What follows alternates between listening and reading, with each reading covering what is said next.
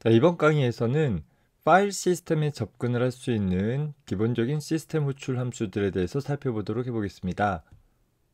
자, 우리가 운영체제 과목에서 살펴봤듯이 각 파일은 하나의 아이노드와 연관되어져 있죠. 자, 이 아이노드에는 그 대상이 되어지는 파일에 대한 상태 정보들을 저장을 하고 있습니다. 따라서 이 상태 정보들을 얻어올 수 있는 시스템 호출 함수로는 다음의 함수를 이용을 해볼 수 있는데, 첫 번째 인수로 그 접근하고자 하는 파일에 대한 경로명을 하나의 문자열로 전달을 받고, 그 전달받은 문자열이 가리키는 파일에 대한 세부 정보들을 이 스테이터스라는 구조체로 전달받을 수 있도록 해볼 것이에요. 구조체가 덩치가 크니까 함수의 반환값으로 전달해 주는 것이 아니라 포인터 매개 변수를 통해서 구조체 변수의 값을 함수 내부에서 수정할 수 있도록 그렇게 처리해 주고 있죠. 따라서 이 함수는 해당하는 파일의 정보를 가져오는 일을 잘 처리할 수 있으면 0의 값을, 처리하는 과정 중에서 오류가 발생해주면 -1의 값을 반환할 수 있는 그런 형태를 취하고 있습니다. fstat라는 함수는 똑같은 처리를 수행을 하는데, 단지 접근할 파일에 대한 경로명을 문자열로 전달받는 것 대신에 현재 열려진 파일에 대한 파일 디스크립터를 첫 번째 인수로 전달받는 함수이고, lstate 같은 함수 같은 경우에는 링크 파일인 경우에 그 링크 자체에 대한 정보를 가져오는 그런 처리를 수행을 해주게 됩니다. 반면에 stat 같은 시스템 호출 함수는 링크 파일의 경우 그 링크가 가리키는, 그러니까 링크가 참조하는 원 파일에 대한 정보를 가져오는 그런 처리를 한다라는 측면에서 차이가 있습니다. 자, 여기서 이 stat라는 구조체를 살펴보면 cs 밑에 stat.h라는 헤더 파일에서 정의되어져 있는데, 다음과 같이 한 파일에 대한 세부 정보들에 대한 정보를 저장을 할 수 있는 필드들을 가지고 있는 그런 구조체가 되고 있어요. 우리가 ls-l 했을 때 살펴볼 수 있는 그런 대부분의 정보들을 담고 있다라고 생각해 보면 되겠죠. 그 중에서 이 st_mod라는 필드는 현재 파일에 대한 파일 타입과 접근 권한, 즉 ls-l 했을 때 제일 앞쪽에 나타나는 d, rwx, rwx 뭐 이런 식으로 표현되어지는 부분들이 있잖아요. 그 정보들을 담고 있는 부분이 되어질 것이고, 따라서 이 필드를 통해서 현재 파일에 대한 타입을 얻어내고자 한다라고 한다면 다음과 같은 매크로 함수들을 이용해서 현재 파일에 대한 타입들을 명확하게 식별해 볼 수 있을 것입니다. 우리 수준에서 본다라고 하면 일반 파일인지 아니면 디렉터리 파일인지 아니면 심벌리 링크 파일인지 정도를 구분을 해볼 수 있고, 나머지 어떤 장치 파일이나 세부적인 항목들을 확인해 보고자 한다라고 하면 다음의 매크로 함수들을 이용을 해볼 수 있을 것이에요. 자, 지난 시간에 이어서 홈 디렉토리 밑에 fio2라는 디렉토리 하나 생성을 했어요. 자, 그리고 그 디렉토리 안으로 이동한 후에 ftype.c라는 소스 코드를 다음과 같이 작성을 해봤습니다. 자, 현재 프로그램은 lstat라는 시스템 호출 함수를 통해 가지고서 명령의 인자로 전달되어진 파일에 대해서 그 정보를 읽어들여 버프라는 stat라는 구조체 변수에 그 정보를 저장할 수 있도록 구성을 해준 것이죠. 자, 그리고 그 구조체 변수에서 st_mod라는 필드의 값을 앞서 소개한 매크로 함수를 이용해 가지고서 검사를 해봐서 각각 일반 파일인지 디렉터리인지 혹은 문자나 블럭 장치 파일인지 FIFO 파일이나 심볼리 링크 그리고 소켓인지를 각각 검사해보고 그 결과를 출력할 수 있도록 구성을 해본 것입니다. 현재 디렉토리 밑에 ftype이라는 프로그램을 수행을 하기를 현재 경로를 검사해봐라 라고 해봤어요. 자, 현재 경로, 점으로 나타날 수 있는 현재 경로는 디렉터리 파일이다 라고 표현하고 있죠. 다시 ftype 하기를 루트 디렉토리 역시 디렉토리인 것을 살펴볼 수 있어요. 더불어서 루트 밑에 bin이라는 이름의 심벌리 링크가 하나 있었었고, 내 홈 디렉토리 밑에 .profile이라는 파일은 일반 파일이다 라는 것들을 확인을 해볼 수 있습니다. 자, 파일의 접근 권한을 변경을 하기 위해서는 다음과 같이 chmod라는 시스템 호출 함수를 사용을 하면 됩니다. 첫 번째 인자로 그 대상이 되어진 파일에 대한 경로명을, 두 번째 인자로 변경하고자 하는 접근 권한 값을 지정을 해주면 되겠어요. 자, 이 접근 권한은 chmod라는 리눅스 명령에서와 마찬가지로 팔진수 값으로 지정을 해줄 수 있고, 예를 들어서 0644로 지정했다라고 하면 현재 파일 소유자에 대해서는 read write 권한을, 그리고 기타 사용자들에 대해서는 리드 권한만을 부여하는 그런 접근 권한이 되어질 것이에요. 접근 권한 변경이 성공하게 되어지면 0의 값을, 실패하게 되어지면 -1 값을 반환을 해주고, fcmode라는 시스템 호출 함수는 첫 번째 인자로 대상이 되어지는 파일을 현재 오픈되어진 파일에 대한 파일 디스크립터 값을 전달해 준다라는 점만 차이점이 있습니다. 자, 접근 변환을 처리해주는 프로그램을 작성을 해보기 위해서 mychmode.c라는 소스 코드를 작성을 해봤습니다. 자, chmode라는 함수를 통해 가지고서 명령의 인자 두 번째 인수로 전달되어진 파일에 대해서 명령의 인자 첫 번째 인수로 전달되어진 모드 값으로 설정하는 처리를 수행해 보도록 할 것이에요. 자, 다만 파일 이름은 문자열로 전달받으면 되기 때문에 그냥 명령의 인자 값을 그대로 전달하면 되지만, 현재 첫 번째 인자로 전달되어지는 모드 값은 팔진 정수 형태로 표현을 해줘야 되잖아요. 자, 그래서 str2l이라는 str2long이라는 문자열을 롱형 정수로 변환해주는 표준 라이브러리 함수의 도움을 받아서 처리를 해볼 것이에요. 자, 이 함수 같은 경우에 첫 번째 인자로 현재 변환하고자 하는 정수 문자열, 예를 들어서 0644라는 값을 지정했다라고 하면 그 0644라는 문자열을 첫 번째 인수로 전달받을 것이고, 자, 두 번째 인자로서는 혹시 첫 번째 문자열 내에 해석하지 못한 문자들이 있을 때 그 문자에 대한 주소값을 이중 포인터로 반환해 주도록 하고 있어요. 우리는 그런 경우는 없다라고 가정을 해서 그냥 널 포인터 값을 적절히 캐스팅해서 전달을 해줬고, 세 번째 인자 값은 이 첫 번째 문자열을 구성하고 있는 숫자의 진법이 어떻게 되느냐라는 것을 지정을 해준 것이에요. 우리는 8진법 형태로 입력을 했을 테니까 8이라는 값을 지정을 해주어서 현재 이 문자열의 내용을 8진법으로 해석한 정수값을 newmode라는 변수에 저장하도록 했고, 그걸 이용해서 설정하도록 해본 것입니다. 따라서 target이라는 파일을 하나 만들어 봤어요. 현재 644 되어 있는 경우에 나만 이 파일의 내용을 읽고 쓸 수 있도록 해보겠다라고 한다면 0600이라는 값으로 지정을 해주면 되겠죠. 현재 모드 값이 잘 수정되어지는 것을 확인해 볼 수 있습니다.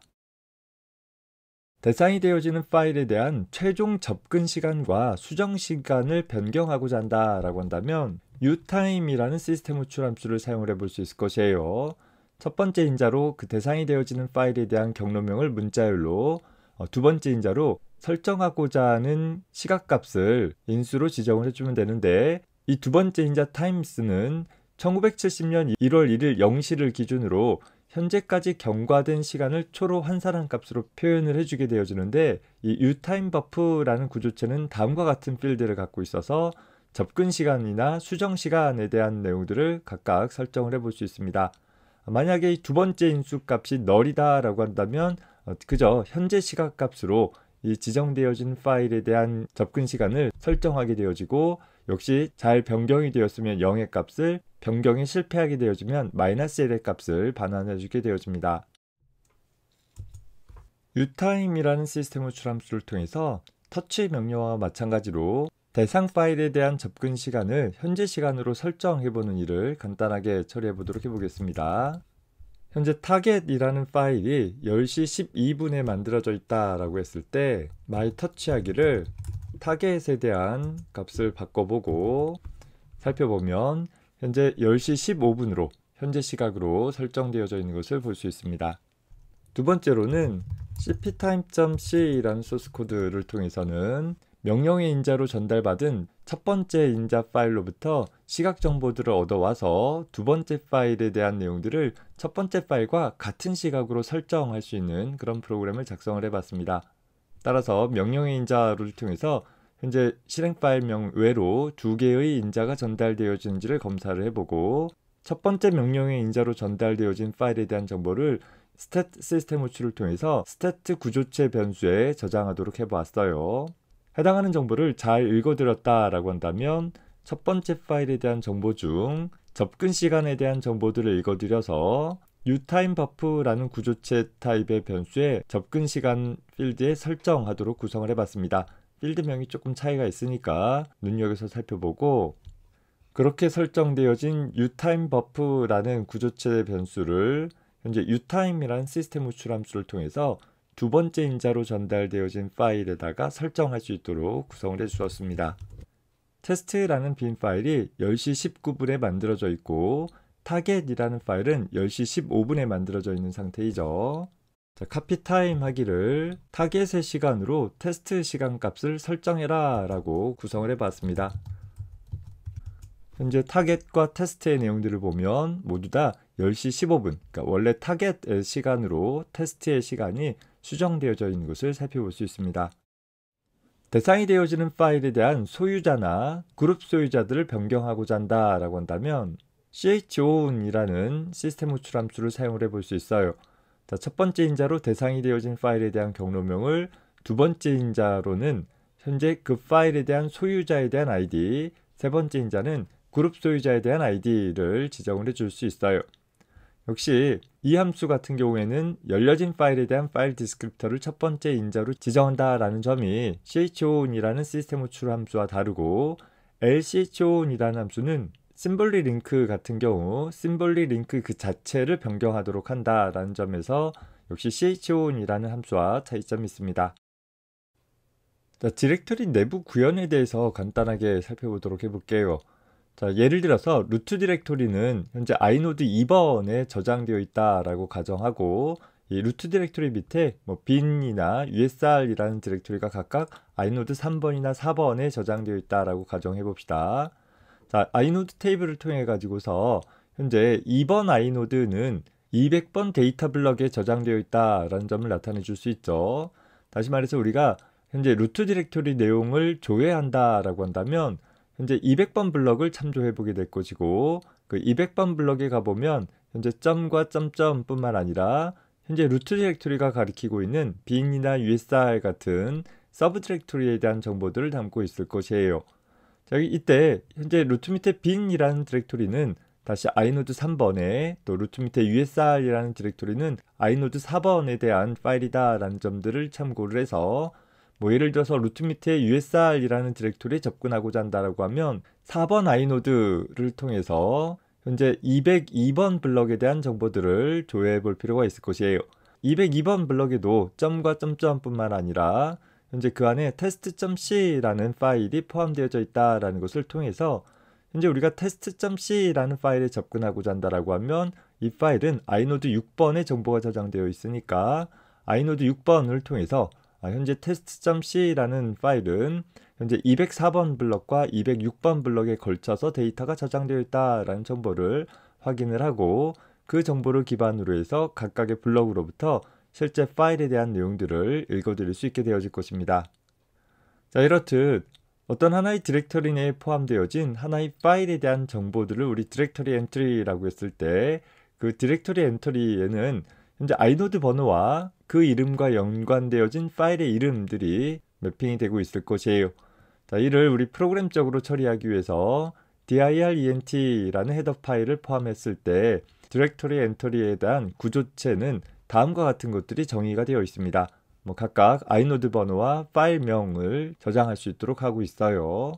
자, 이런 디렉터리를 접근을 하기 위해선 일반 파일 입출력처럼 접근해 볼 수도 있지만, 좀 더 편리한 접근을 위해서 별도의 시스템 호출 함수를 제공을 하고 있는데, 개념적으로는 똑같다 생각해 주면 되겠어요.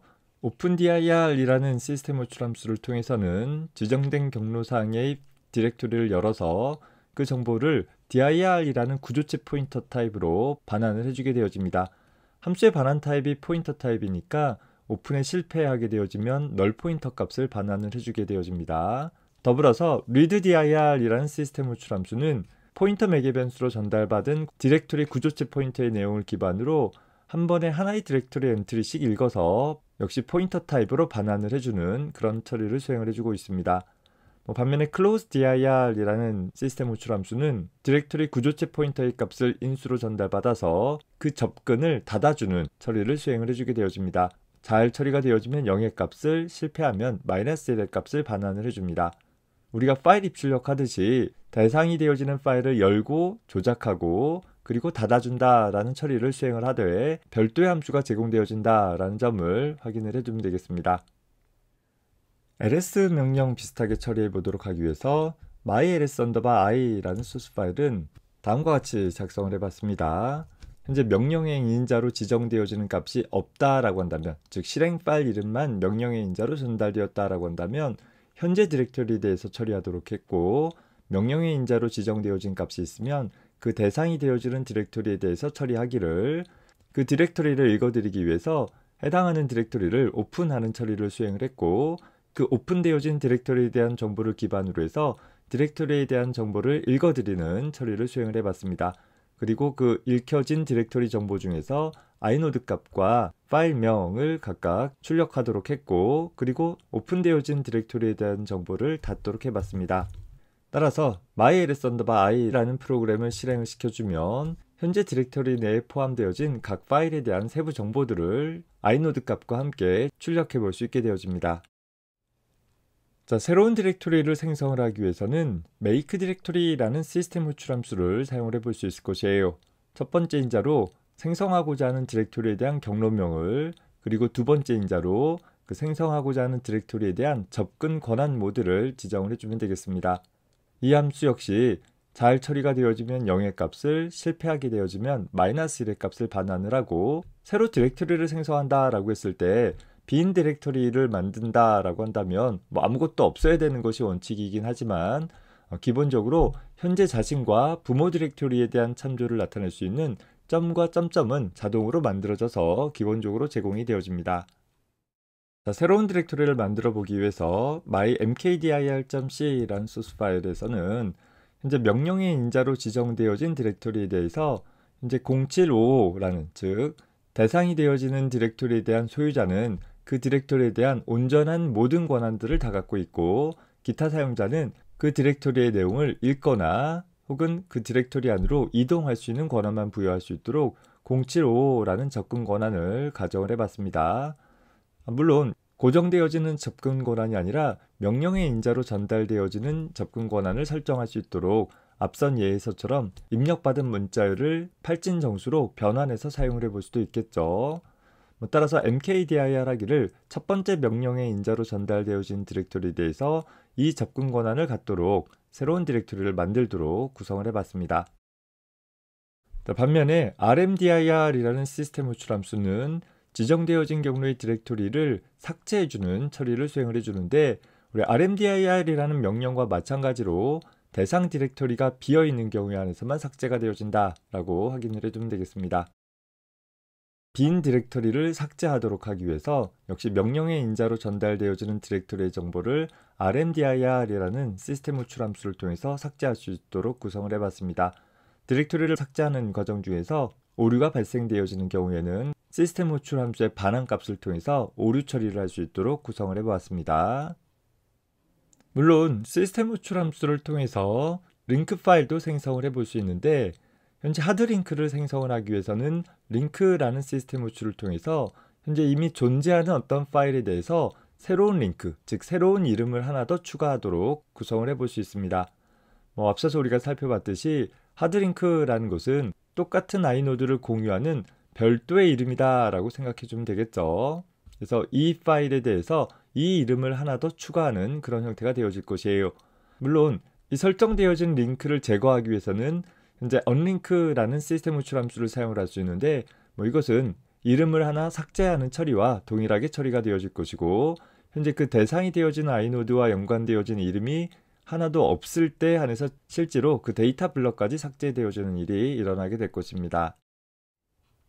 현재 대상이 되어지는 존재하는 파일에 대해서 새로운 이름으로 하드링크를 설정을 하기 위해서 mylink.c라는 소스 파일을 작성을 해봤습니다.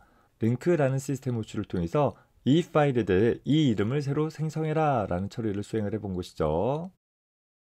현재 하드링크 되어진 이름을 하나 삭제할 수 있도록 하기 위해서 unlink라는 시스템 호출을 이용해서 삭제하도록 해봤습니다. 이 unlink라는 시스템 호출은 현재 파일과 연결되어진 이름을 하나 삭제하게 되어질 것이고, 그 이름이 연계가 되었을 때에는 실제 데이터 블럭까지 삭제하는 처리가 일어나도록 되겠죠. 자, 반면에 심벌리 링크를 생성한다 라고 하면 symlink라는 시스템 호출 함수를 사용을 해줘야 될 것이에요. 하드링크와 다르게 내부적으로 대상이 되어지는 파일의 내용들을 가리키는 그런 정보만 갖고 있는 그런 링크였었죠. 대신 다른 디스크나 파티션에 있는 파일이나 디렉토리도 링크를 설정할 수 있다라는 장점이 있었어요. 실제 존재하는 경로에 대해서 새로운 심블리 링크를 하나 생성해 주어라 라는 처리가 될 것이고, 현재 그 심블리 링크가 현재 참조하는 그 내용을 실제 읽어서 대상이 되어지는 파일에 대한 정보를 얻고자 한다라고 한다면 readLink라는 시스템 호출 함수를 이용을 해볼 수 있을 것입니다. 이 심볼리 링크의 실제 내용, 그 대상이 되어지는 파일에 대한 경로나 그 정보들을 버프라는 배열에 읽어드릴 수 있도록 해볼 수 있는 것입니다. 심볼리 링크를 생성을 할 수 있도록 해보기 위해서는 symlink라는 시스템 호출을 사용을 해보면 디렉토리까지도 심볼리 링크를 생성을 할 수 있을 것입니다.